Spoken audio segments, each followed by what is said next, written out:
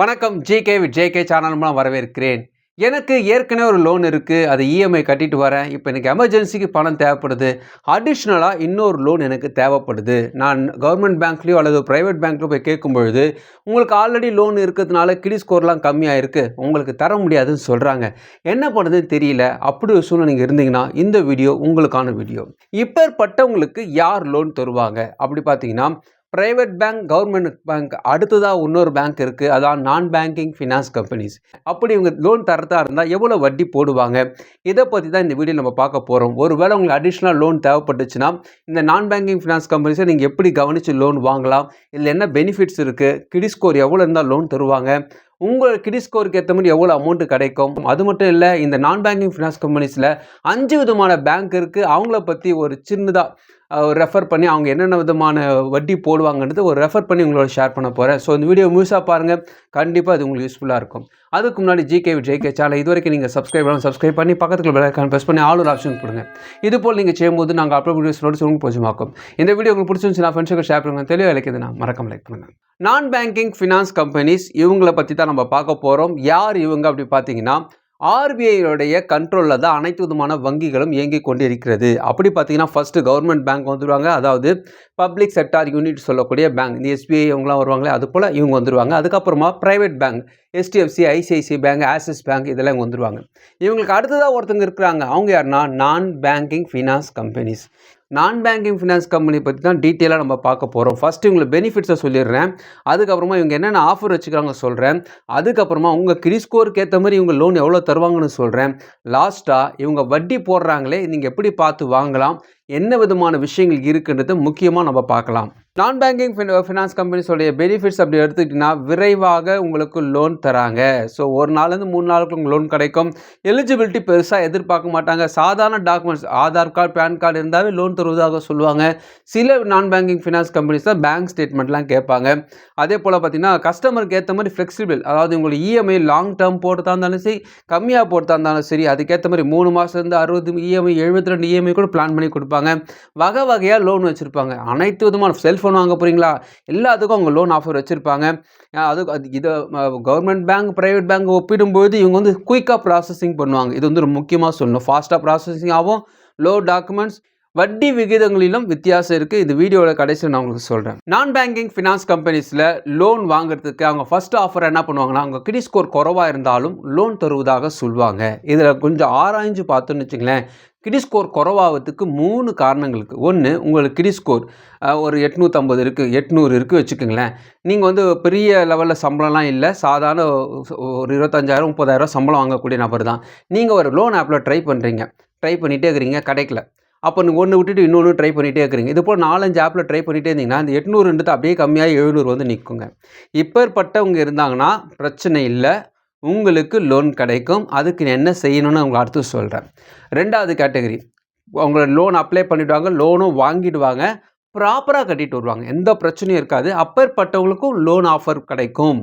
So உங்களுக்கு EMI ப்ராப்பராக கட்டியிருந்தாலும், credit score குறைவாக இருந்தாலும் லோன் ப்ராப்பராக கிடைக்கும்.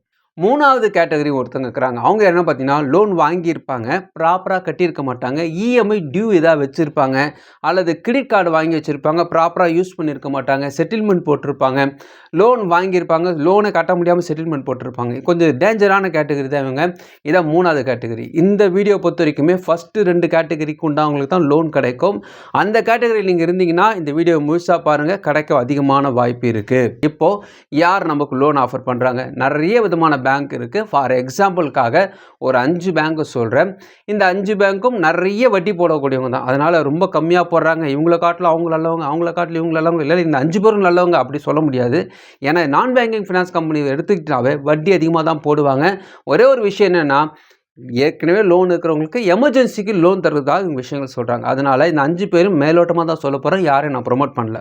ஃபஸ்ட்டு நம்மள பார்க்க போகிறது ஐடிஎஃப்சி ஃபர்ஸ்ட் பேங்க். இவங்க வட்டி 9.99%, அதாவது 10% வச்சுங்களேன், பேர் ஆனம் போடுவதாக சொல்கிறாங்க. 10 லட்சம் வரைக்குமே லோன் தருவதாக சொல்கிறாங்க. இஎம்ஐ 9 மாதத்துலேருந்து 60 மாதம் இஎம்ஐ பிரித்து கட்டிக்கலாம் சொல்கிறாங்க. ப்ராசஸிங் ஃபீஸ் 1.5% பேர் ஆனம் போட வாய்ப்பு இருக்குது. இந்த ப்ராசஸிங் ஃபீஸை பற்றி கடைசியில் உங்களுக்கு சொல்கிறேன். இதில் என்ன சிறப்புன்னு பார்த்தீங்கன்னா ஃபோர்க்ளோசர் சார்ஜஸ் கிடையாதுன்னு சொல்கிறாங்க. இதில் வந்து சில விஷயங்கள்லாம் இருக்குது. ஸோ இன்னொரு முக்கியமான விஷயம் 710 கிரெடிட் ஸ்கோர் இருந்தாலும் நாங்கள் லோன் தருவதாக சொல்கிறாங்க. ஸோ இது நம்ம கவனிக்க வேண்டிய விஷயம். எலிஜிபிலிட்டி பெருசாக சொல்லலை, வெறும் ஒரு 21 வயதுலேருந்து 60 வயதுடைய அனைத்து இந்திய குடிமக்கள் லோன் தருவதாக சொல்கிறாங்க. ஆதார் கார்டு, பேன் கார்டு சொல்கிறாங்க. இந்த பேசிக்கான விஷயம் தான் சொல்கிறாங்க. இந்த ப்ராசஸிங் சொல்கிறாங்க இல்லையா, ப்ராசஸிங் ஃபீஸு, இது ரொம்ப கவனிக்க வேண்டிய விஷயம். உங்களை அடுத்து நான் சொல்கிறேன். அடுத்து நம்ம பார்க்க போகிறது டாடா கேபிட்டல். டாடா கேபிட்டலும் கிட்டத்தட்ட இவங்க சொல்கிறது தான் சொல்கிறாங்க. வட்டி 11.50% அல்லது 10.99 11% வச்சுக்கோங்களேன். ஸோ போடுவதாக சொல்கிறாங்க. 35 லட்சம் வரைக்குமே நாங்கள் அதிகபட்சமாக பர்சனல் லோன் தருவதாக இவங்க சொல்கிறாங்க. இஎம்ஐ 6 வருஷத்துக்கு இஎம்ஐ பிரித்து கட்டிக்கலாம் சொல்கிறாங்க. ப்ராசஸிங் ஃபீஸ் 3.5% இவங்க சொல்கிறாங்க. ஸோ இங்கே எலிஜிபிலிட்டியும் கிட்டத்தட்ட அந்த ஐடிஎஃப்சி ஃபர்ஸ்ட் பேங்க் என்ன சொன்னாங்களோ அதே விஷயம் தான் சொல்கிறாங்க. இன்கம் பொறுத்த வரைக்கும் 15,000 ரூபாய் இருந்தால் போதும்னு சொல்கிறாங்க. அதெல்லாம் கிடையாது. 20,000 ரூபாய்க்கு மேலே இருந்தால் அல்லது 25,000 ரூபாய்க்கு மேலே இருந்தால் தான் 1 லட்ச ரூபாய் கிடைக்க வாய்ப்பு இருக்குது. அடுத்து நம்ம பார்க்கும்போது பஜாஜ் ஃபைனான்ஸ். பஜாஜ் ஃபைனான்ஸும் கிட்டத்தட்ட 20 லட்சத்துக்கு மேலே லோன் தருவதாக சொல்கிறாங்க. வட்டி 14% 23% வட்டி போட வாய்ப்பு இருக்குது. 96 மாதத்துக்கு இஎம்ஐ பிரித்து கட்டிக்கலாம் சொல்கிறாங்க. 3 விதமான லோன் ஆஃபர் பண்ணுறாங்க. கிரெடிட் ஸ்கோர் ரொம்ப கம்மியாக இருந்தாலும் தருவதாக சொல்கிறாங்க. இருந்தாலும் அதில் கவனிக்க வேண்டிய விஷயம் ப்ராசஸிங் ஃபீஸ். இங்கே தான் நம்ம கவனிக்கணும். ப்ராசஸிங் ஃபீஸ் எவ்வளோ போடுறாங்கன்னா 4.72% போடுவதாக சொல்கிறாங்க. இதை பற்றி நம்ம கடைசியில் நம்ம பார்க்கலாம். ஸோ அடுத்ததாக பார்த்தீங்கன்னா ஆதித்யா பிர்லா கேபிட்டல், இவங்க 15 லட்சம் வரைக்கும் லோன் தராங்க. இவங்க ப்ராசஸிங் ஃபீஸ் 1.18% தருவதாக சொல்கிறாங்க. அதுக்கப்புறமா பார்த்தீங்கன்னா ஸ்ரீராம் ஃபைனான்ஸ் 10 லட்சத்துக்கு லோன் தருவதாக சொல்கிறாங்க. 11% பெர் ஆனம் வட்டி போடுவதாக சொல்கிறாங்க. இவங்களும் ப்ராசஸிங் ஃபீஸ் கிட்டத்தட்ட 5% போடுவதாக சொல்கிறாங்க. இந்த நான் பேங்கிங் ஃபினான்ஸ் கம்பெனிஸ் வட்டி எவ்வளோ போடுவாங்கன்னு உங்களுக்கு சிம்பிளாக சொல்லியிருப்பேன். உங்களோட 5C அதை வச்சு தான், உங்களுடைய டீட்டெயில்ஸ்லாம் வச்சு தான் உங்களுக்கு எவ்வளோ வட்டி போடலான்ட்டு இவங்க பிளான் பண்ணுவாங்க. ஏற்கனவே ஒரு லோன் இருந்துச்சுனாவே உங்களுக்கு ரிஸ்க் ஃபேக்டர் கொஞ்சம் அதிகமாக தான் இருக்கும். உங்களை நம்பி கடன் தருவதுக்கு யோசிப்பாங்க. இதுவே நீங்கள் ப்ராப்பராக அந்த லோன் கட்டிட்டு வந்திருந்தீங்கன்னா கொஞ்சம் ஈஸியாக உங்களுக்கு வட்டி கொஞ்சம் கம்மி பண்ண வாய்ப்பு இருக்குது. மற்றபடி வட்டி அதிகமாக தான் இருக்கும். இதே நேரத்தில் இன்னொரு முக்கியமான விஷயம் ப்ராசஸிங் ஃபீஸ் அதிகமாக தான் போடுவாங்க. நான் பேங்கிங் ஃபினான்ஸ் கம்பெனிஸில் நீங்கள் அப்ளை பண்ணிங்கன்னா ப்ராசஸிங் ஃபீஸ் முன்கூட்டியே கட்ட சொல்லுவார்கள். இது முன்னாடியே நான் சொல்லிடுறேன். இது ஃபஸ்ட்டு லோன் வாங்குறவங்களுக்கு தான் அந்த லோனை கழிச்சுக்கிட்டு மீதி தருவாங்க. இது போல் ஏற்கனவே லோன் இருக்கிறவங்களுக்கு ஃபஸ்ட்டு ப்ராசஸிங் ஃபீஸை வாங்கி உங்கள் டீட்டெயிலெலாம் ப்ராசஸ் பண்ணுவாங்க. அப்படி ப்ராசஸ் பண்ணிவிட்டு ஓகேப்பா லோன் தரலாம் சாங்ஷன் ஆயிடுச்சுன்னா பிரச்சனை இல்லை, உங்களுக்கு அந்த ப்ராசஸிங் ஃபீஸோட முடிஞ்சு போயிடும். இல்லை உங்கள் டீட்டெயில்ஸில் பிரச்சனை இருக்குது, நீங்கள் சிபிலில் ஏற்கனவே எங்கேயோ லோன் வாங்கிக்கிறீங்கன்னா அவங்க செக் பண்ணி பார்ப்பாங்க.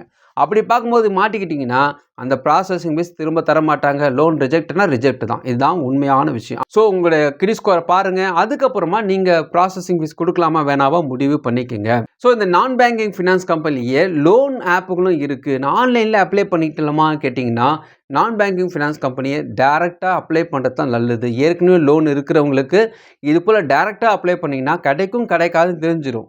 இதே நீங்கள் லோன் ஆப்லேயோ அல்லது வேறு ஏதாவது ஒரு ஆன்லைன்லேயோ ட்ரை பண்ணிங்கன்னா உங்கள் ப்ராசஸிங் ஃபீஸை கட்டிட்டு உக்காந்துட்டு இருக்க வேண்டியது தான். அதனால் இந்த தவறை செய்யாதீர்கள். முன்கூட்டியே பணம் கொடுக்கறதுலாம் பண்ணாதீங்க. ஆன்லைனில் ட்ரை பண்ணாமல் டைரெக்டாக போங்க. அதுக்கு முன்னாடி உங்களோட டீட்டெயில்ஸை நீங்கள் ஒரு தடவை வெரிஃபை பண்ணிவிட்டு அதுக்கப்புறமா விண்ணப்பித்து பாருங்கள். ஏற்கனவே லோன் இருக்கிறவங்களுக்கு பணம் தேவைப்படுதுன்னா வெரி எமர்ஜென்சி சுச்சுவேஷன் இருந்தால் மட்டும்தான் நீங்கள் நான் பேங்கிங் ஃபினான்ஸ் கம்பெனி போகணும். அதை தான் மறுபடியும் சொல்கிறேன். ஏதோ சும்மா ஒரு 2 லட்சம் தேவைப்படுது, இன்னும் 1 லட்சம் தேவைப்படுது, பிஸ்னஸில் போடுறேன், அந்த விஷயத்தை இதை செய்யாதீங்க. மெடிக்கல் எமர்ஜென்சி, ரொம்ப எமர்ஜென்சியாக இருந்தால் மட்டும் போங்க. ஏன்னா வட்டி அதிகமாக இருக்கும், ப்ராசஸிங் ஃபீஸ் அதிகமாக இருக்கும். அதனால தான் நான் அழுத்தமாக சொல்கிறேன். அதனால் கவனமாக செயல்படுறது ரொம்ப முக்கியம். நான் நிறைய விஷயங்கள் ஃபார் எக்ஸாம்பிளுக்கு தான் இந்த பேங்க்லாம் சொல்லியிருக்கேன். ஸோ எந்த பேங்க்கில் போகிறத நீங்களே முடிவெடுத்து பிளான் பண்ணிக்கோங்க. இந்த வீடியோ உங்களுக்கு பிரோஜனமாக நினைக்கிறேன். உங்கள் ஃப்ரெண்ட்ஸுக்கு ஷேர் பண்ணுவாங்க. பிரோஜனமாக மட்டும் மறுபடியும் பார்க்கலாம். வணக்கம்.